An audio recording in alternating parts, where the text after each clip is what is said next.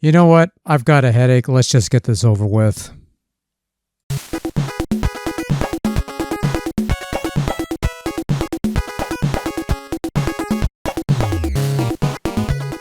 We're looking at F-15 City Wars on NES, and look at this cart.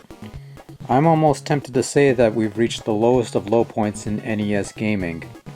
You might even think that the people who made this cart cheaped out on a label much like that Halloween game on Atari 2600 that just had a label with a title sharpied on it. I mean, look at these cheap bastards. But, no. Pop the actual cover on screen. Well, that's a tad disappointing. You know, it would have been cool if they just had the label, but regardless, you know. Anyway, let's look at F-15 City War from American Video Entertainment. Hold on, check the card. Does it have the... It does! Aw, man. Now how am I supposed to put this in my NES without a press here, you dumb fuck button? What a ripoff, man. Oh well. Moving on.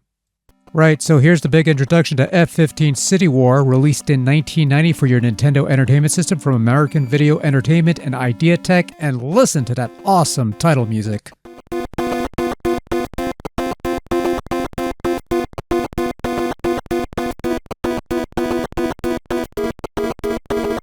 Yeah, soak it in, baby, because the rest of the game sounds like this.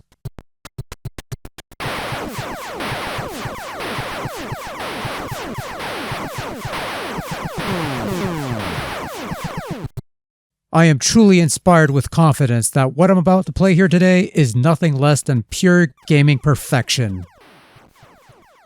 Also, that was a lie. Anyway, what we have here is a Thunderblade ripoff, which for those who don't know Thunderblade, it's a Sega Superscaler arcade game from the 80s where you flew a chopper in stages that alternated between rail shooter and overhead shmup levels, and F-15 City War operated along the same line. You fly the eponymous F-15 down a rail shooter level with this exceptional scaling technology.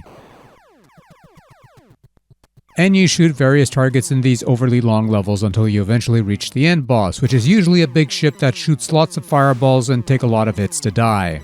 And then you shift to an overhead shooter bit where you shoot down choppers and turrets with your guns and little boats and missile launchers with your missiles. Much like Thunderblade, of course. So you'll be shocked to hear that F-15 City War isn't particularly any good. Yeah, I know, who saw that coming, right? I'll say this much though. It controls fine in the rail shooter segments. Your plane moves fine there, for the most part. It moves slowly in the overhead bits, but otherwise it's not terrible. Honestly, the overhead segments are the best part of the game on account of it's not completely worthless. It's slower than Moose Dunk, but it's not all terrible. It offers a nice reprieve from the rail shooter bits, which are just categorically awful. You have guns to shoot down aerial targets and missiles that are supposed to be used for ground targets, but the way the missiles work is that they drop down slowly before launching ahead, which makes them rather useless against their intended targets like tanks and stuff, because by the time your missile actually hits the ground, the tanks are already off screen, so you may as well just use your guns against them, which always fire towards the center of the screen, which makes aiming somewhat difficult, along with the fact that depth perception is something of a foreign concept in this game. The game is short, only 5 stages, 2 overheads, 3 rail segments. But those 3 rail segments will drag because they take forever to get through. And a lot of times you'll die because, again, the depth perception on these things is questionable, along with the collision detection. Most notably when trying to avoid obstacles that are seemingly out of reach, but not really. The last level in particular, where you're flying through a cave system, and they depict this by having a bunch of flashing colors on screen, had an effect so jarring that I actually got a headache and had to pause the game to take a nap. And let me tell you folks something, in the 4 decades that I've been playing video games, that was, no joke, not making this up, not a bit, the first time I ever played a game that made me genuinely, legitimately, physically ill enough to have to walk off and lay down because it was just so painful to look at.